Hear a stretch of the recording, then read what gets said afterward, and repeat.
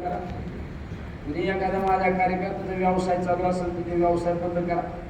एखाद्या कार्यकर्त्याचं नुसतं केशरचं उद्घाटन बटन दाबायला मी गेलो तरी 10,000 कोटी रुपयाचा दंड त्या ठिकाणी केला. कार्यकर्त्यांचे RNC प्लॅन करा. उद्योजक लोकांना सांगून काही चुकीच्या पद्धतीने काही करता येतं का नाही ते पहा. एखाद्या कार्यकर्त्याचं विकासाचं काम चालू असेल तर ते विकासाचं काम कसं बंद पडून द्यायचं.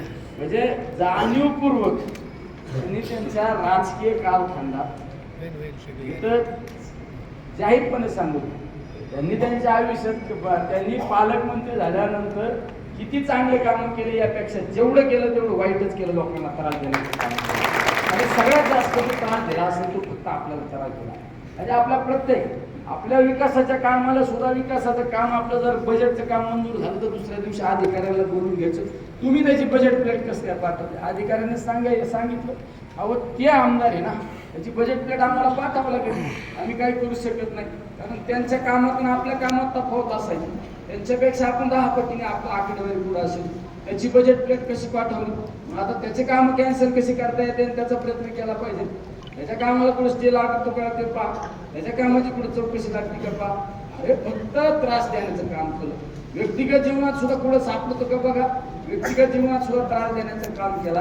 अरे मी आमदार झालो मला सगळ्यांना माहिती आहे. आज या ठिकाणी वेगवेगळ्या मी माझ्या 2019च्या विधानसभेच्या निवडणुकीला जे लोक माझ्या बरोबर होते जे माझ्या विरोधात होते ते सुद्धा आज या ठिकाणी बसलेले. का बसलेले मी राजकारणात जिरवारी नाही. मी सुद्धा आमदार झाल्यानंतर मला सुद्धा बऱ्याच जण सांगायचे यांनी विधानसभेला त्रास दिला त्यांनी त्रास दिला याच्याकडे बघायचं त्याची जिरवायची. मी सगळ्यांना सांगितलं आपल्याला जिरवाजिरवी करायला कोणी आमदार केलं नाही. आपल्याला या लोकांची सेवा करायला आमदार केलं नाही. आपण निवडून येऊस तर एका पक्षाचे पार्टीचे होतो. आता आपण या सगळ्या जनतेचे लोकप्रतिनिधी. आपल्याला जिरवाजिरवी करायला कोणी आमदार केलं नाही. आपल्याला त्यामध्ये वेळ खर्च करायचा नाही. आपल्याला लोक प्रेमाने जिंकायचे. म्हणजे आज पण विरोधक सुद्धा काही विरोधक खाजगीच्या चर्चा करतात आणि निलेश लिंगेने सुद्धा आम्हाला किती त्रास दिला नाही बिचाऱ्यांनी. अरे आपलं अंतर्मनाने सांगितलं पाहिजे ना आपण जे केलं ते चांगलं केलंय आणि समाजासाठी केले.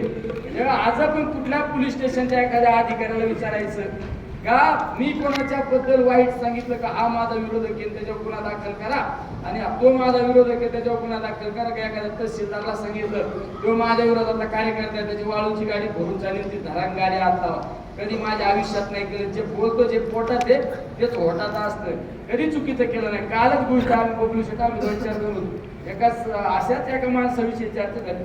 बबलू शेठ मला अरे इतक्या थर्ड लेवलला बोलतो आपल्याबद्दल बरोबर ना कुठे गेले एवढा 3rd डिग्री भाषेत आपल्याबद्दल बोलतो. आपण काहीतरी करायला पाहिजे ना आता बबलू शेठ हे निवडणूक घोषणा डोक्यात बरोबर ठेवा. नाही निवडणूक झाल्यावर आपल्याला ते करावं लागेल.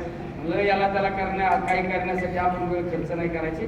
आपण आपल्या परमेश्वराला स्मरून सांगायचं आपण जे करतो ते चांगलं काम करायचं. याच्यासाठी आपली ताकद खर्च नाही करायची. याच्यासाठी अरे चुकीच्या पद्धतीने लोकांनी आपल्याला त्रास दिला आपण नाही. आरेला कार्य म्हणायची ताकद पण आपल्यात आहे ना. एवढं काही सोपं आहे का आपण तर नाही. आपण राजकारणाच्या पद्धतीने खेळ खेळायचा. अरे तुम्हाला भायावर करता येतात ना आम्हाला पण तण थोपाट्यात येतात एवढं तर आमच्या दम आहे ना.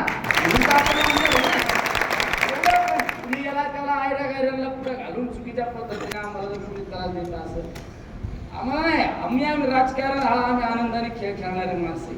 राजकारण प्रेमाने खेळ खेळणारे माणसे.